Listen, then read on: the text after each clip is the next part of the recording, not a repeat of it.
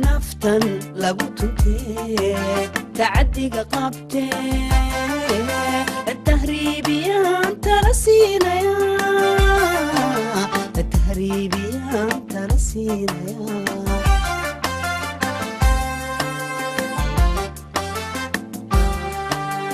تفنتا فدير تعبا لهبين حيسكتو سنوتو nabadda wadayaal meel kasta oo dunida daafaheeda nagala socotaan ku soo dhawaada barnaamij gaar ah oo kaga xog wareysanayno ama aanu kaga hadlayno arrimaha dhalinyarada TV-ga Somali Cable xarunta magaalada Muqdisho ayaad kala socotaan barnaamijka waxa marti ku ah gudoomiyaha ururka dhalinyarada ee gobolka Hiiraan sidoo kale ah gudoomiyaha dhalinyarada midoobay ee Soomaaliyeed waa Muuna Xasan Maxamed Muuna ku soo dhawow barnaamijkan dhalinyarada looga hadlayo iyo waliba TV-ga Somali Cable ma santahay waan ku mahad celinayaa adiga iyo TV-ga Somali Cable waana xaruntiisa ku suganahay runtii waan idinkaga mahad celinaynaa hawsha ballaaran aad bulshada u haysan barnaamijka dhalinyaradana waa ku dhawahay Muuna si fiican mar koobaad iyo mar labaad baan ku soo dhaweynayaa barnaamijkeenu guda galeynaa Muuna waxa tahay gudoomiyaha ururka dhalinyarada gobolka Hiiraan sidoo kale waxa tahay dhalinyarada midoobay gudoomiyahooda tahay bal marka ugu horeysa waxaad nooga warbixisaa halka ay marayso xaalka dhalinyarada maadaama aad tahay gudoomiyihii waan ma santahay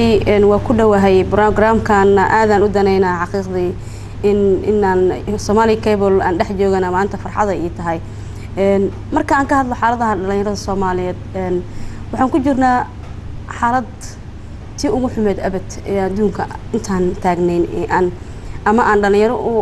qareemaynay waa marxaladii ugu darneed aan ku suganahay maanta dhibaatooyinka fara badan dhalinyarada haysto ma yara mid wadanka gudihiisa ku haysta mid dibadiisa ku haysta mid marka ay baxaan ay rabaan wadamada kale inay u dhaafaan ku haysta wadanka markaan ka soo qaado gudihiisa dhalinyaradu hortu dhalinyaro dadaalaysa waxa joogto wadankii u dhimrinaysa diyaarna oo ah inay ka qayb qaataan horumarada jira ee wadanka ka jira iyo inay abuuraan riyo ah in dhalinyarada Soomaaliyeed ay awood u yeelan karaan inay hanadaan horumarka dalka iyo wax ka qabashada dawladnimada dalka mid waa taas dhalinyaradu waxay iska xilqaameen siday ugu howlgali lahaayeen iyagoo oo dhibaato aad arkaysa ku jira iyagoo xabad ku dhex jira iyagoo aragtiyo kala duwan oo isdiidan ka cabsanaya midka kaleento uu san u dhimrinaynin haddana waxay u diyaar garoobeen qaabkay u horumarin lahaayeen waxna oga qaban lahaayeen ururada gaar ahaan ururada dhalinyarada midoobay iyo ururka dhalinyarada gobolka Hiiraan inta baan aniga gudoomiyaha oo ahay runtii waan uga mahad celinayaa dadaalkii faraha badnaa ee juhdiga ay u geliyeen in dhalinyarada Soomaaliyeed ay ka nabad galaan dhibaatooyinka jira gaar ahaan tahriibka ishaysadka qabiilaadka iyo iqdiga iyo xumaanta lagu beerayo in dalku ay yahay dal dhalinyaro ah maadaama aan bulshadu ka nahay 70% inta badan dhalinyaradu waxay ka shaqeeyaan qaabkii ay kaalin mug ugu lahaayeen horumarada dalka ka jira gaar ahaan siyaasadda dalka dadaalada jira iyagoo cidna dhamrinaysa aysan jirin meel kasta caqabado naga jiraan da'da dhalinyarada Soomaaliyeed ay noqotay mid dambi ah haddii wadanka aad joogtidna aad amaan fiican ku helaynin haddaad baxdana aysan amaan kala jirinba oo adoo wadankaadii ka tagay laaji ah wadooyinka lagu dhibaateynayo haddana badihii iyo wadamadii ay tagaan haddana aanan ka haysanin wax xishmada ah iyo in la karaameeyo leeyahay marka dalka haduu burburo wuxuu ka burburaa dhalinyaradiisa waa laf dhabarka bulshada dhalinyarada xaqiiqdii burbur hadaa rabto inaad ogaatid dad baaba'ay waxaad arkaysaa fiirisaa dhalinyaradooda iyo gabdhiyo haweenkooda waxaan ku ogaaday xanuunka faraha badan leh awal waxa waay wadanka iska dhex joognaa inaga dhibkana taabanaysay hadda markii wadanka Suuriya kalanta uu soo dhibka gaaray anagana gaaray mid ka xun uu gaaray gabdhaha kale way ka raqiisan yihiin nin kasta isaga hawoonayo sida gabdhaha Soomaaliyeed ee qaali u ahaan jireen xilliga nabadda iyo karaamada ay lahayd ummadda Soomaaliyeed markii burburku uu dhacana asasana looga faa'iideystay ka dhigan tahay marka aan u soo noqdo arrimaha dhalinyarada ma sahlana xaqiiqdii waxyaabo aad u fara badan aan arkaynaa xanuun badan tahay murugo fara badan aan hayso gaar ahaan dhalinyarada Soomaaliyeed badaha ku daadanaysa qaarkood badaha dooman kale la gadinayo qaarkood warbixinada sidaan ku hayna diyaarado rusheynayaan ayagoo doontii saarnayd la rusheeyay qaarkood badaha ayagoo maraya doomihii xumaay ku socdo maraakiibta ag maraysa ay biyaha kulul ku furayaan marka meel noo ran ma jirto si fiican muuna waynu u soo noqon doonaa dhanka gudoomiyaha aad tahay gobolka Hiiraan iyo sidoo kale magaca guud ee dhalinyarada xambaarsan tahay sidan ka warqabo toddobaadkii ugu dambeeyay waxaad safaraad ugu baxdeen dalka dibadiisa haddii ay tahay Yurub wadamo badan baad soo marteen xaaladda toddobaadkii ugu dambeysay dhalinyarada tahriibtay laynaga soo waramayna waad ogtahay muuna marka ugu horeysa bal waxaad nooga hadashaa ama aad xog naga siisaa wadamada aad tagteen wadamada aad soo marteen dhalinyaradu sidee haayeen dhalinyarada ku nool ay wadamada iska dhisan nidaam leh system leh constitutions leh dawladooduna ay tahay dawlad shaqeysay ahayd waxay yani isma barbar dhigi kara dhalinyarada Soomaaliyeed dhalinyarada wadamada aan tagay ay ku noolaayeen kuwa aad soo aragteen dhalinyarada Soomaaliyeed markaan ka bilaabo Afrikada wax badan isma dhaanto intooda badan laakiin anagu uun bayna dhaamaan laakiin wadamada Aasiya Carabta ay kamid yihiin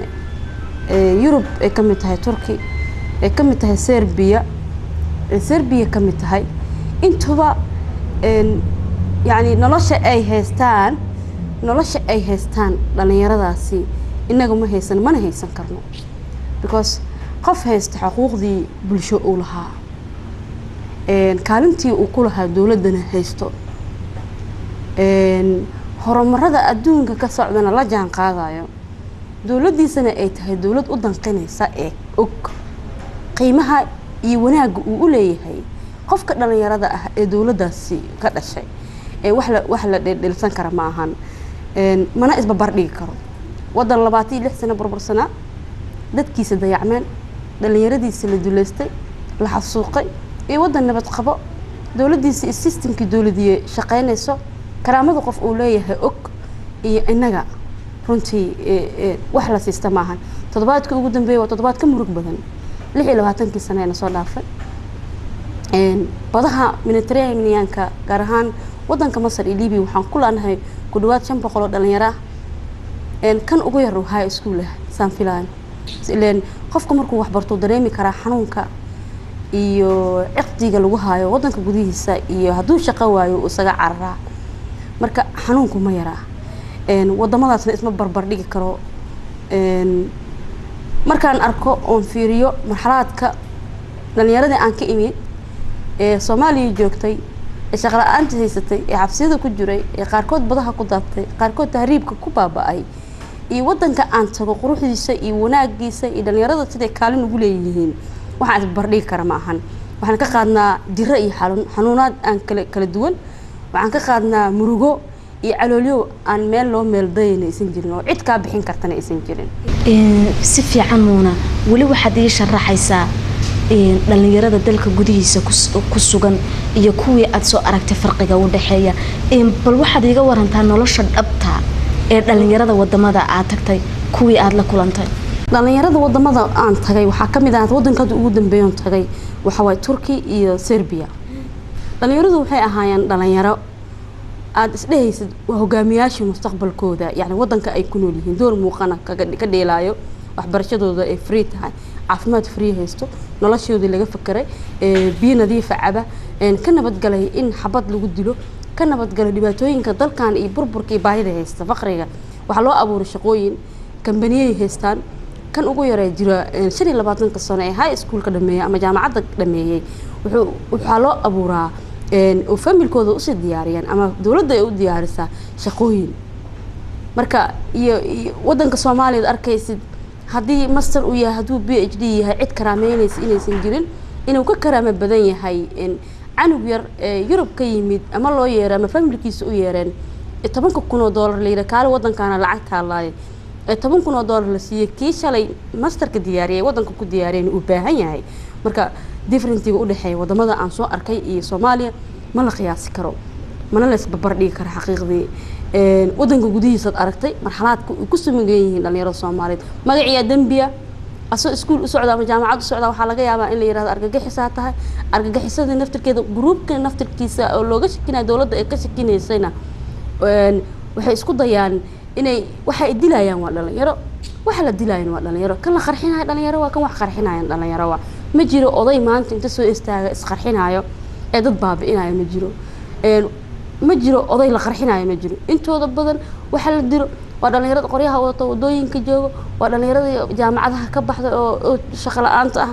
in dayacan adduunyada hadan la sii dhaafinayo marka xanuunku ma yara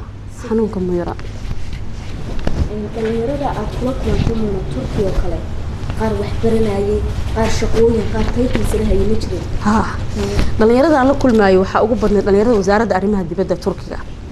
iyo wasaaradda dhalinyarada Turkiga intaba dhalinyarada ka shaqeynaysa asaagayga ahayd mid iga weyn ma jirin xaqiiqdii